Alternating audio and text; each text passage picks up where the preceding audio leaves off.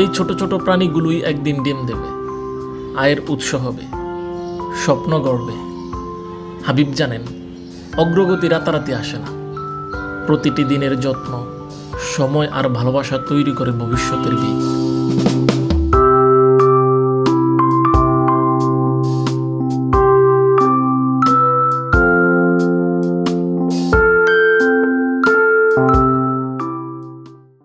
আমার এই ব্যবসা মূলত 2009-10 থেকেই শুরু।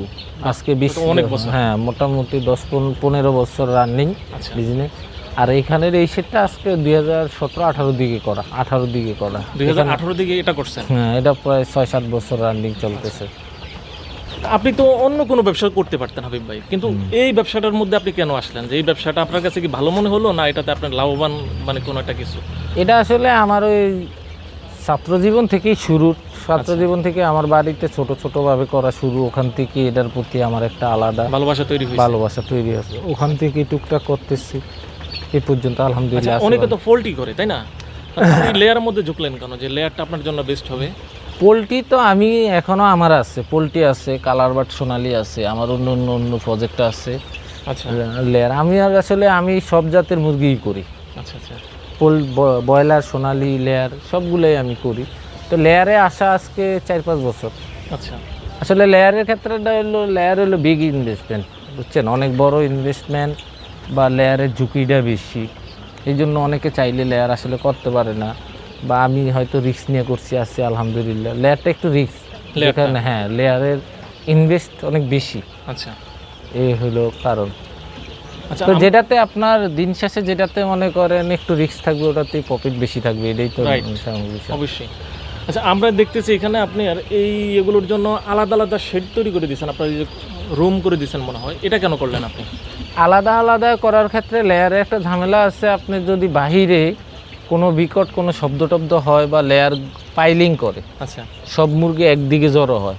জড়ো হওয়ার কারণে নিচে মুরগিগুলা মারা যাওয়ার সম্ভাবনা থাকে। সেজন্য আলাদা আলাদা নেট দিয়ে করে দেওয়ার হইলো যে বেশি মুরগি একদিকে চাপার সম্ভাবনা কম থাকে, এটার জন্য করে দেওয়া। আচ্ছা, এই যে আপনার যে লিটারটা ব্যবহার করছেন, এখানে লিটারের মধ্যে কি কি আছে?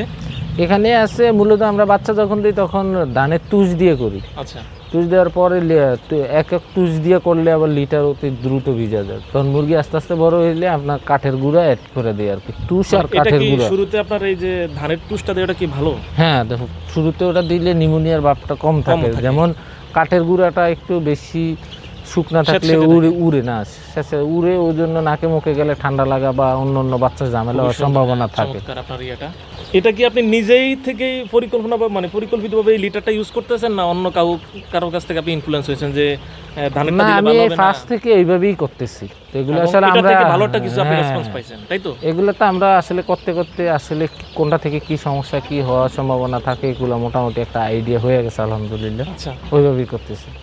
খাবারটা কি দেন এদেরকে, কি কি খাবার দেন এখানে?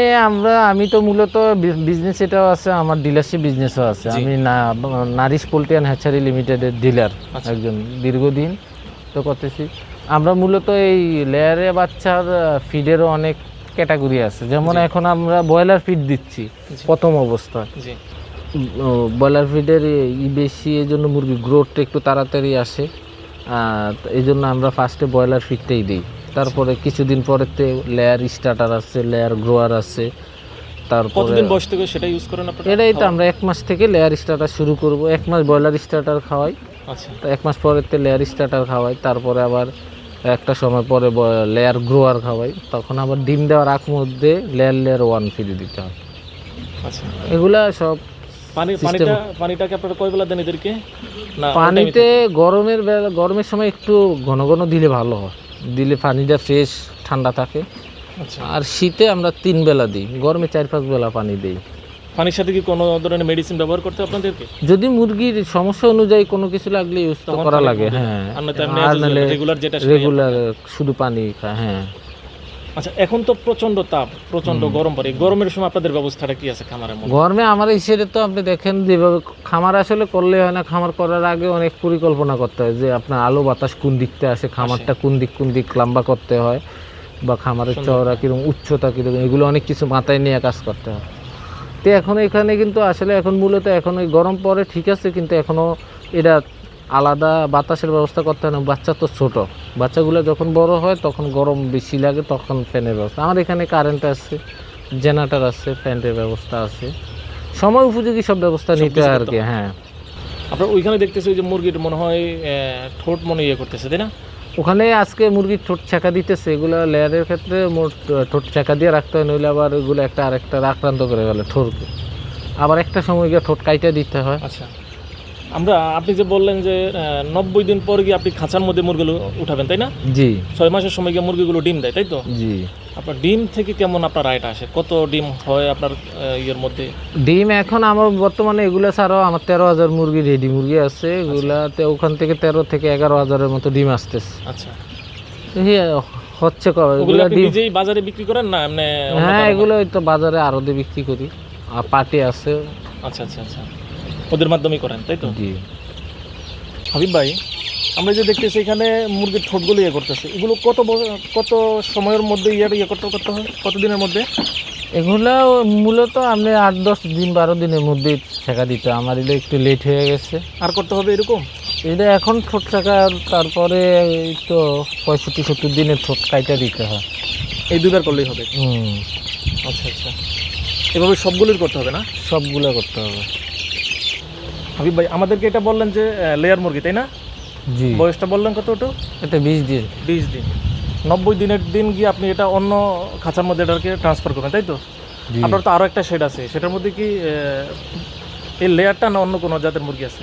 ওটাতে কালার বাট। Colour bird? জি। আচ্ছা, চলেন আমরা একটু ওই শেডটা একটু যাই।